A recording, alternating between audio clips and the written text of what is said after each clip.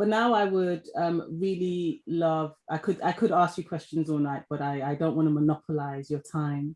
I would now like to open things up to the room. My preference is for people to come on screen just to show respect to our speaker and ask your questions. I'm going to be taking the questions in groups of 2 or 3. So please do put up your hand and I will come to you.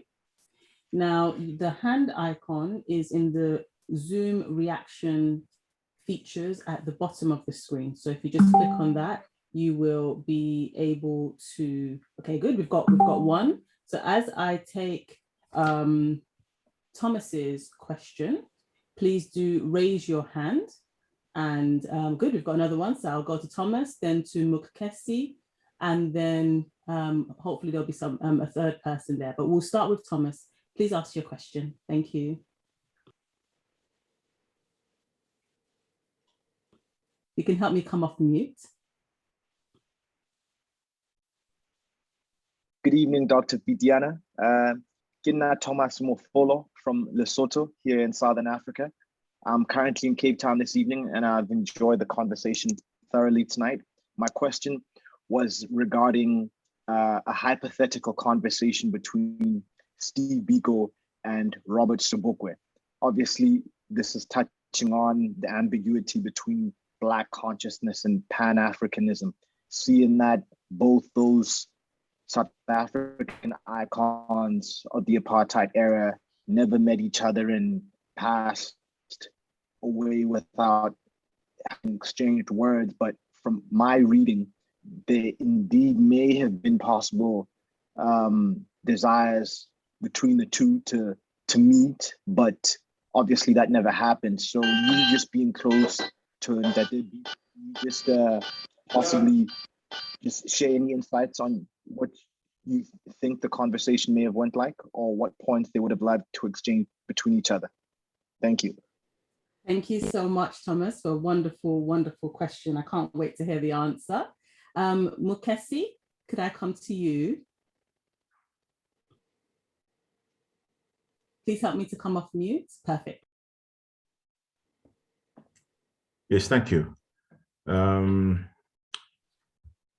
my question has to do with the extent to which,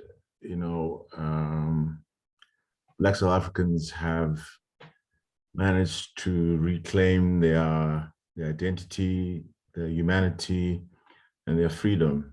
I'm not too sure we have got to that point, especially given the fact that, as you have alluded to this, Prof. Pityana, we are very acquisitive. I think we've forgotten who we are. We very gladly cheer the Springbok emblem. We very gladly sing the stem. We remain largely landless, and we are on this pathway, which I'm not too sure gets us to reclaim who we really are. And yeah, no, I'd like your comments on that, because since 1994, I mean, I've seen what's happening, and I'm not too sure that we really know who we are. Thank you so much for your question. And I'll just take one more for this triple. Elizabeth, please ask your question. You can come off mute. I think we've lost Elizabeth. Hello. Oh, sorry, I can hear you. Go ahead. Yeah, hi. Thank you very much for a great conversation, Mr. Pityana. Mine is a very simple proposal, really, not so much a question, but looking at the issue of Pan-Africanism, I am interested to know whether a lingua franca that would unite us as Africans, and looking ahead, say 7 generations down the line, some might say it's too late for us now, our generations. But if we're really serious about, being good ancestors to those children yet unborn and trying to put the seeds, to grow those seeds of togetherness or Ubuntu and so on and so forth, wouldn't it help really to try at the level of the AU and of course at regional level? We have all the institutions, the IGAD, the SADCs and so on, to really look seriously at our educational system. Because if we're always reading our history through white literature, I mean, Steve Biko, his main stance was a refusal to accept Afrikaans, which was as a language of instruction, because that was the language of the oppressor, and yet we're still doing it. I mean, obviously not Afrikaans, but I still see English as being one of those oppressive languages because of the way they colonized our the curriculum. We're learning history and so on through the eyes of the oppressor. So what I'm trying to say is that, Julius Nyerere, one of the proponents of Pan-Africanism, and may his soul rest in peace, his theory of Ujamaa and communal living, and so on, and caring for each other and participating in that traditional Ubuntu way of caring for each other. We can only do that by communicating in a common language. So I'm asking you whether it is not too late really for our leaders to seriously look at whether it is Kiswahili, and I'm not biased because I'm a Ugandan, but really when you look at the number of people, just looking at the geographical size of numbers of people from, from the east to southern to central, almost up to West Africa. It's a combination, isn't it, of Bantu Portuguese languages and what is the other language? There's a bit of Arabic in there as well. And it's a language that could easily be taken up by our children and our children's children. Our problem is that we're not really planning. We're living hand to mouth.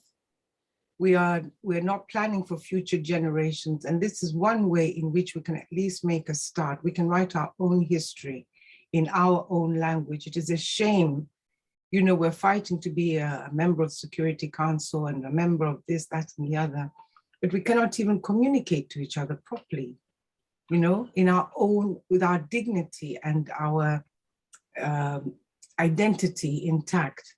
So this is my commentary, my question, and with that, I thank you.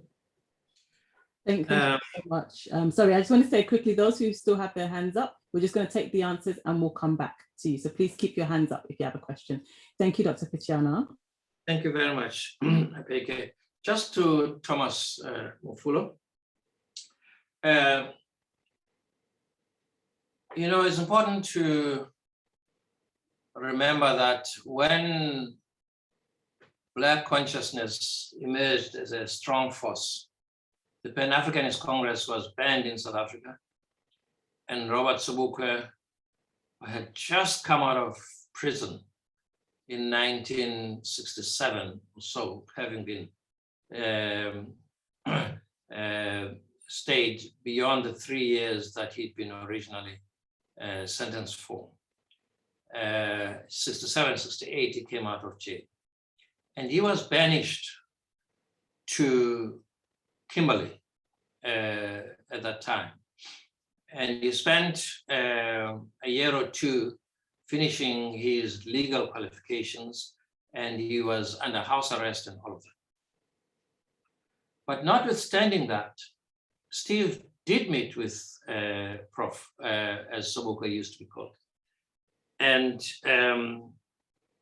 it's very important to realize that the Black consciousness thinking actually was a development amalgam of a whole range of other previous thoughts and ideas in South African political sphere. Whether it was the unity movement or PAC or African National Congress, all of those were actually part of the thinking in Black consciousness itself. But the genius of Black consciousness was how it actually transformed those previous ideas. But for example, it could say very, very easily that Blackness was more important than non-white, and then define Black as African, Indian, colored, whoever objectively and existentially was experiencing oppression.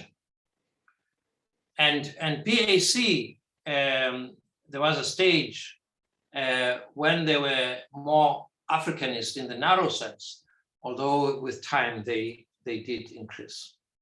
Now, Steve's passion, rather, was what it would take to unite all the forces of liberation in South Africa around an idea.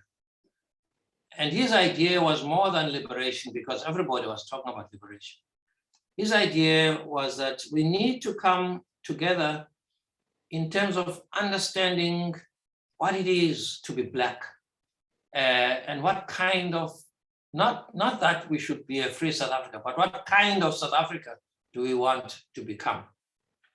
And his efforts caused him to have this conversation with Prof. not long before he died, by the way, sadly. And his efforts meant that he reached out to the African National Congress in that way. So he really did believe that ultimately freedom will come, because apartheid was doomed. Apartheid was completely irrational. It wasn't going to last. But the critical question is what happens the day after apartheid is gone. And that's what was important to reflect on and have a conversation about. So the answer is yes, the conversation would have been about what is the South African identity? What kind of South Africa do we want to become? Instead of becoming this, that, or the other, is there anything that can actually be a factor that enables us together to become South Africans? Dr. Mweketsi, I like your point about reclaiming our identity, humanity and freedom. The sadness, of course, those of us who live in South Africa, it's just amazing how backward we have become. We have become, I was telling somebody today, we've become a kind of confederation of tribes. We have enhanced tribalism with all the atomized units that exist in our country. And that it is actually less and less important to become South African than to become Zulu, or to become Xhosa, or to become Swazi in South Africa today, or to become Afrikaner. And somehow we've just amazingly managed to narrow the spaces of our common identity or shared identities in South Africa. I'm not going to bore everybody about this. The truth of the matter is that we've become more tribalized than we were when we believed we were struggling for a common South Africa. For that reason, questions of humanity and freedom are defined in a whole range of different ways. And we're not able, and that's why I ended with that question about a South African identity that has become very, very elusive.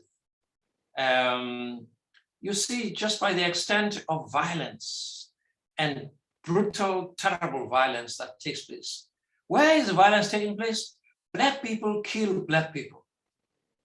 Black people kill Black women. Black people rob Black people. So the inhumanity and alienation is Black people alienated from Black people. And that is the reality of what South Africa has become. And you know, when we're that, I'm not hearing sufficiently of us really saying, you know, why is this?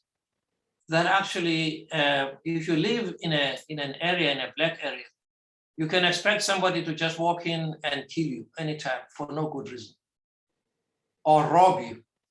The poor people rob poor people. That for me is the extent of alienation that we're suffering in South Africa today. But given that, we seem to be emphasizing all the wrong things. In my view, we're emphasizing tribes and tribalism and land that has been tribalized in terms of the provinces that we are actually extended Bantustans that we fought against. So yes, I'm glad you asked the question, because that is the agenda that we ought to be. And I'm not hearing, believe me, I'm not hearing any political movement, any political party that is talking this language of trying to break down our various silos of difference that we have. The last point, Elizabeth, is quick. The lingua franca, I think is a good idea, but it's not an idea that is going to happen very soon. Professor Kwesi Pra, who's a Ghanaian sociolinguist who was operating at the University of the Western Cape for many years and is now retired. His life work has been to structure the possibilities of, because he believes that all the languages in Africa, the dominant languages, I'm not talking about European languages, all the dominant African indigenous languages actually have got a structure that is fairly simple and very, very, very common. And he reckons that we can actually structure the language systems in Africa into no more than 3 languages. And he was working on this, he's now retired, for a good deal of his academic life. So all I can say to you, my sister, is that I'm no expert at this. It's an area I know very little about.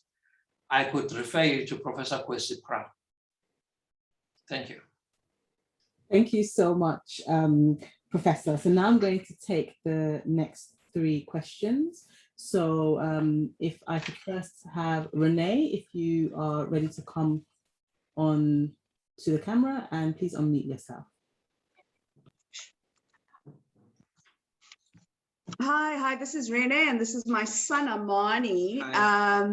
He joined the talk today, which I think was excellent, and he has quite a few questions. So I will not be interfering. It's over to him. Okay, Amani. Hi, everyone. Hi there. I do just have a few questions. Hi. Nice to meet you. Hi. I do have a few questions. So as young people, or as post-Biko, as the new generation, what would Biko think of South Africa today, and what would he expect of us as young people? And also, how do we explain what it means to be Black in our new South African context? Like, does everyone still see Black as inclusive? And if, like, how do I explain that? It's like Black people, like African people, colored people, Indian people. Is it inclusive now? Like, as everybody needs to be at the same mindset of this is how we advance as people, right? And why is it written out of our history books at school, right? Like it's not explained as you've explained it to me today. It's just touched on. Just like the bigger influence of Steve Biko, I feel is very absent. We learn about it's like what he pushed on other heroes in my opinion. The line is a little bit bad, but I think we got your questions. Maybe we'll answer those 3 first. Is that okay? Yeah, that's fine. Thanks, Amani. Okay. And thanks, Renee, for bringing Amani to join us. I said at the beginning, Amani, that, you know, I always say to my students today that it is amazing that Steve started writing the stuff that became a regular, like at the age of 21. Like all of us, wow. Like all of us, he'd been to a public education schooling at that time. But what did kick in for him wasn't so much what he was taught at home and everything like that, was an instinctive rebellion against untruth, because it didn't speak what was being taught, and the propaganda and the politics didn't speak to the condition that he knew, where he came from in his family and in his community, and also. So he began to seek different ways of explaining and understanding his own situation and his own condition. So young people today, and part of that I'm wrestling with, and I don't want you to hear me wrong. Part of what I'm wrestling with, my sort of generation, we talk about the culture of entitlement. I'm wrestling with, I don't want us to bequeath to our young people this idea of entitlement. We're entitled to X, Y, Z. But rather, I want to say to people, you've got the wonderful opportunity, which many people didn't have, of making a society and a country of your dreams. And that you can contribute to the upbuilding of this society for yourself and future generations as well. It seems to me that I can seriously offer no more than that. Blackness, what does blackness mean? I mean, actually, many in our country are very confused about this. Part of the reason is that since the new dispensation, we've sought to provide levels of equity, especially to previously disadvantaged. So race classification, which was an apartheid idea, race classification is still with us because it has become it is now intended to become a tool to provide equal opportunities to the previously disadvantaged. Now, because the previously disadvantaged were defined in terms of race, so so-called classification remains in another form as a means of equity formation that will happen. And I'm hesitant to say that's a bad thing, because it's not wholly bad, because the purpose is intended to correct the inequalities of the past.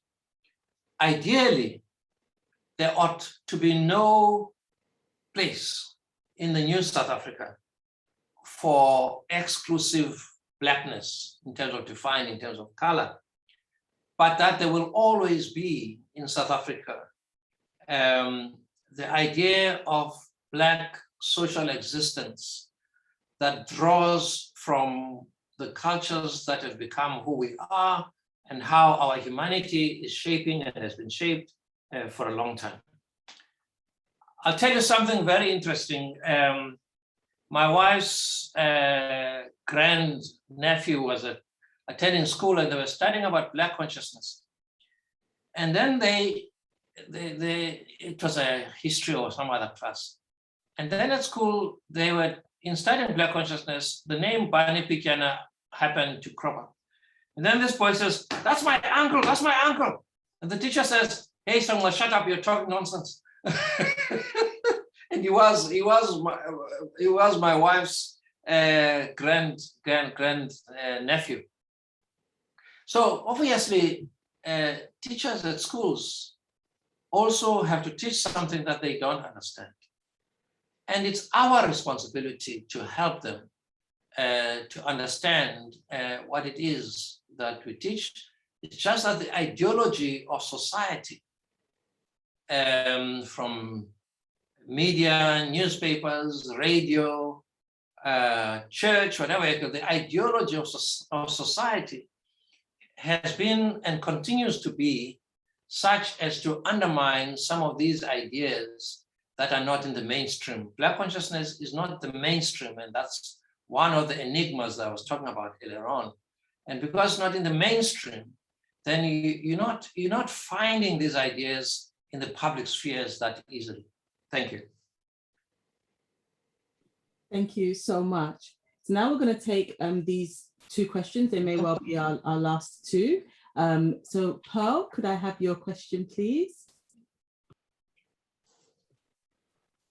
Yes, in some way, my question has been partly answered. I've been wondering to what extent is Steve Biko and Black consciousness thinking a part of the mainstream curriculum in schools in South Africa, as well as in other countries in Africa.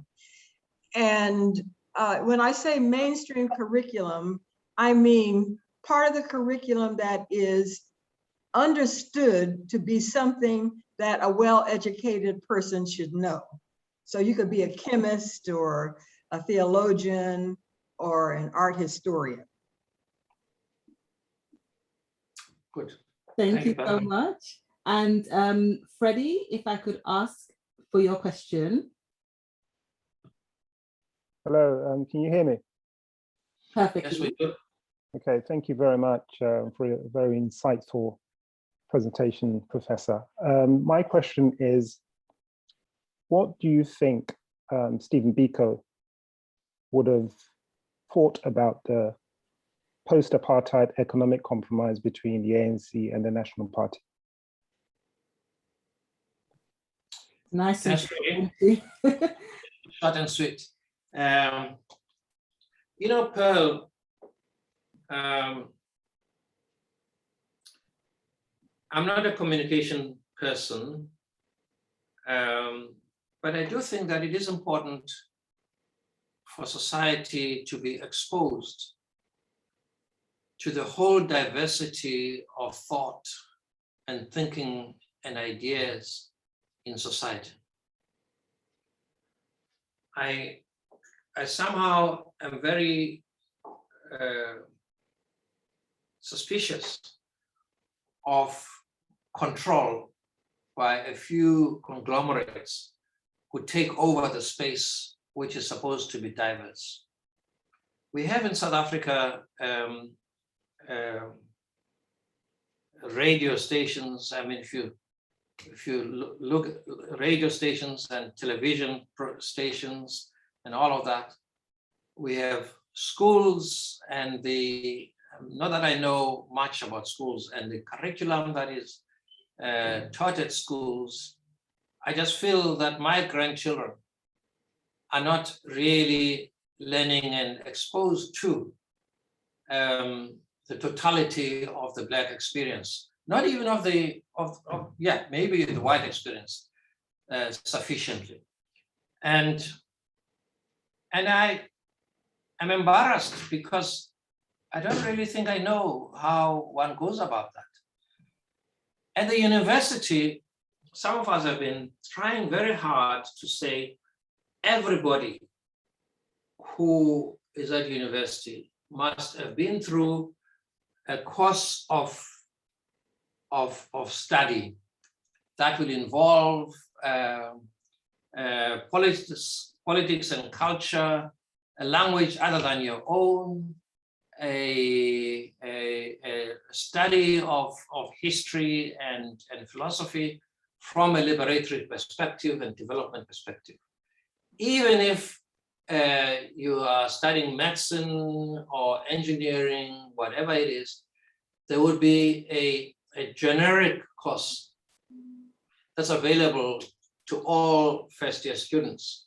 At that time, we're advocating for a 4-year undergraduate degree in order to make provision for this additional work that is actually intellectually stimulating and challenging, and making sure that the boundaries of knowledge are extended much more than is the case at the moment.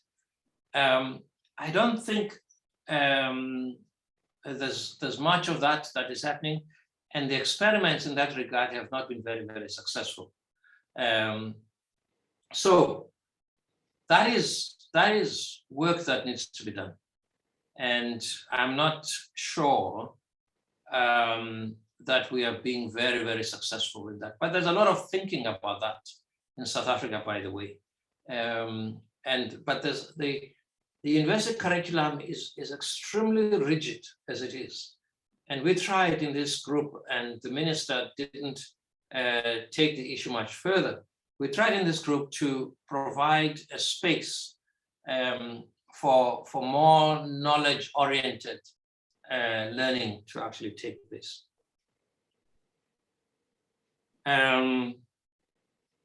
Freddie, what happened? I missed your point. What did you ask me? Sorry, Professor. I asked what Stephen Biko would have thought about the post-apartheid economic complex. Right. I didn't write it down because I thought it was obvious. I'd like, of course, I don't know what Steve would have said, but I'd like to think that Steve would place himself at a place as a public interrogative intellectual who subjects a great deal of public life, public policy, public practice, and under the microscope, and to be able to be a critical voice in society. I think, though, he might have been very, very much under pressure to get involved in the normal political sphere and get involved in politics as such. And that, I think, would have been very, very limiting, personally. If he had done that, I would have somehow would have preferred it. I might have preferred it if he became an important critical voice in society.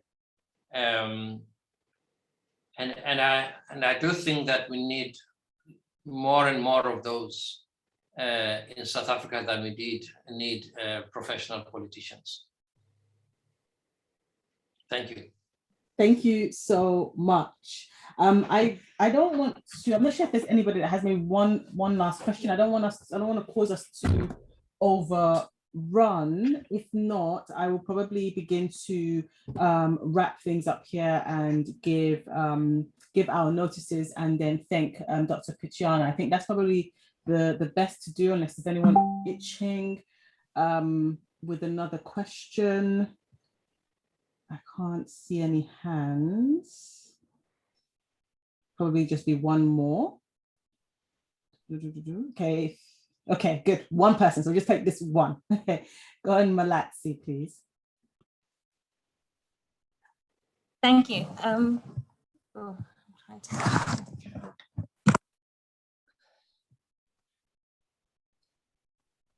Okay, okay, I just wanted to ask, I think it was interesting in how Dr. Pityana was speaking about the disconnect. I think what I'm concerned about is the disconnect between my generation's interpretation of Biko's writings and his generation, because I think that in the way in which we interpret Biko, it's in a way that we own our humanity, but more importantly, assert our Blackness in spaces. And I think that's why the EFF at that particular time, I think when it was established in 2013, was such a powerful movement. Not that it is now, especially in some of their principles, but I think what it did was basically inspire a generation that was missing that link, because we're not taught about Biko's writings. We had to seek it for ourselves. And also we had to, when the EFF started speaking about Biko, most of us were intrigued and wanted to read more about his life. And when you read his writings, it speaks to the youth about their contributions and what they can do in order to assert their Blackness.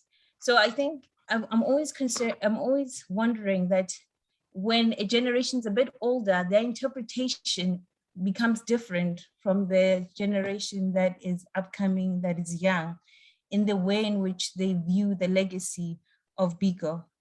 But I also wonder, his statement, I think, I find it, I don't know, maybe he can assist me with this, especially when he speaks about within the Black society and how we lack our humanity, and that there's gender-based violence, the poor attacking the poor. But isn't it fundamentally because of the failures that what people had imagined what a liberation would look like, what freedom would look like, that they haven't necessarily achieved that, and that we're in a state of instability and uncertainty? The inequality gap keeps on one. Statistics essay, you see white people still living and still benefiting in the same way that they were. So, and the poor remain Black. So the state of being Black remains poor. So one would understand why that tends to happen. So I'm always concerned when we necessarily interrogate why that continues to happen, why violence in those particular communities, especially though that's what I would like to know from him. Was that clear, Dr. Pityana? Thank you very much. That was very clear. Thank you very much, Maflatse.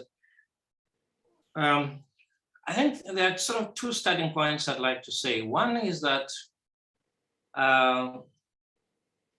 it is very, very important that we never ossify any idea or ideas of Steve Biko.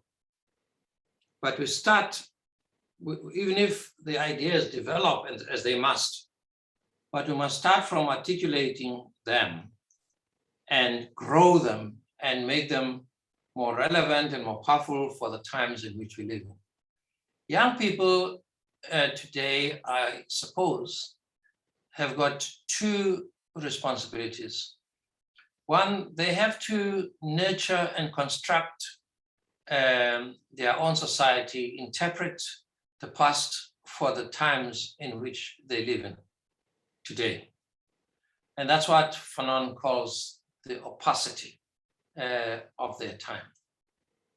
The second thing that I think is important for young people is to create for themselves the kind of society that they wish, that hopefully will be infused with the morality and the ethical ideas of being human for themselves in our day and age.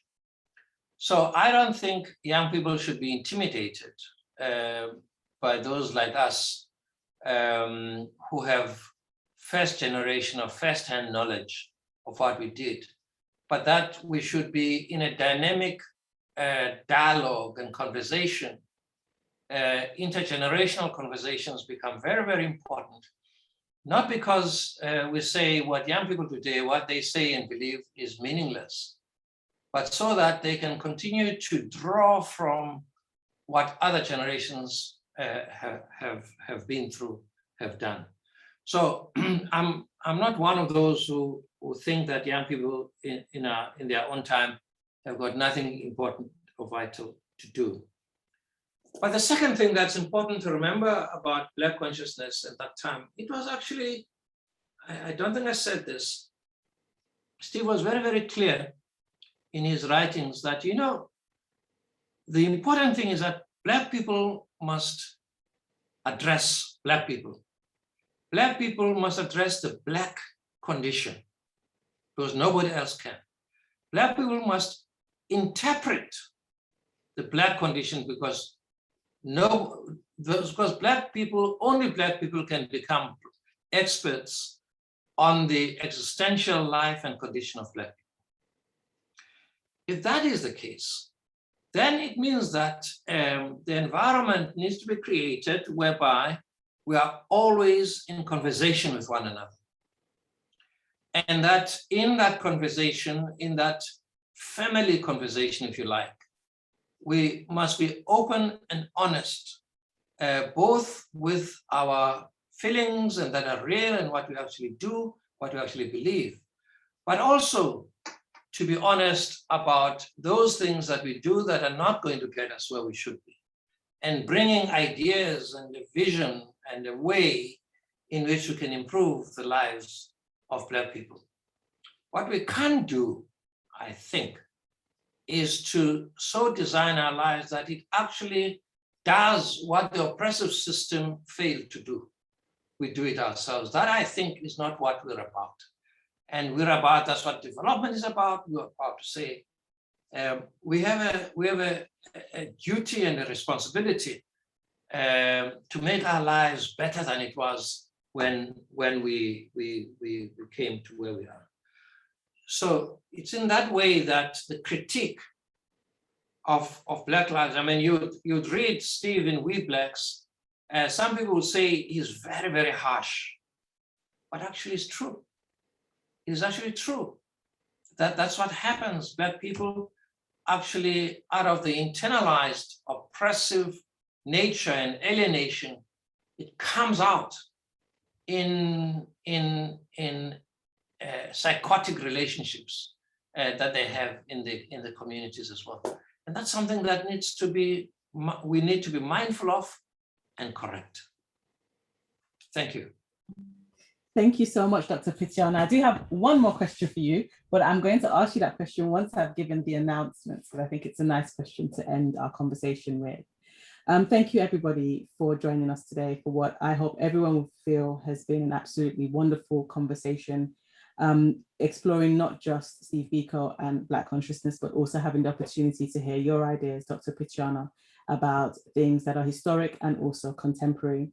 As you all know, this series is being held by the Center of Pan-African Thought. This is a center that is, under Nigel's leadership, deeply committed to bringing wonderful leaders in the Pan-African community to have these sorts of conversations so that we can do exactly what Dr. Pityana has advised us to do, move away from theory and begin to take action and make it real. So please, if you are not a member, please do head over to the website and become a member of this wonderful organization. The organization is just coming out of lockdown, so there are so many more wonderful workshops, lectures, courses that are to come in the next 6 to 12 months. So please do support and continue to take part in wonderful conversations. But this actual series is not finished. So as I said, please head over to the publisher's website and buy Dr. Ade's wonderful book. But next week, we have a conversation that I'm deeply, deeply excited about, because correct me if I'm wrong, Nigel, but I think this is the first woman that's being featured on this series. That is correct, yes. Yes, we have to talk about that. So Amy Ashwood Garvey next week, and the lecture is going to be held by Professor Rhoda Reddock, who I believe is on the line with us today. So Professor Reddock, we are super excited. I think it'll be Ekaite leading that conversation. Super excited to have that conversation next week. Myself, I'm from an organization called the African History Project, and practical Black consciousness is one of the things that we dedicate a lot of our resources to. And we have a Black consciousness workshop that's coming up on Saturday, the 18th of September. So this is a practical workshop that takes the ideas of Steve Biko and also of Dr. Pityana and all of that generation of great thinkers, and begins to think about how we can actually put it into practice in our lives.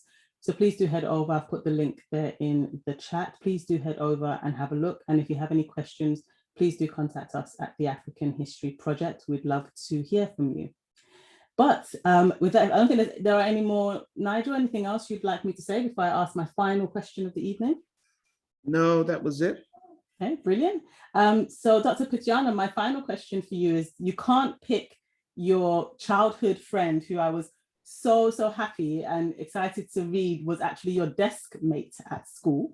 You cannot pick Steve on this occasion. You must pick somebody else.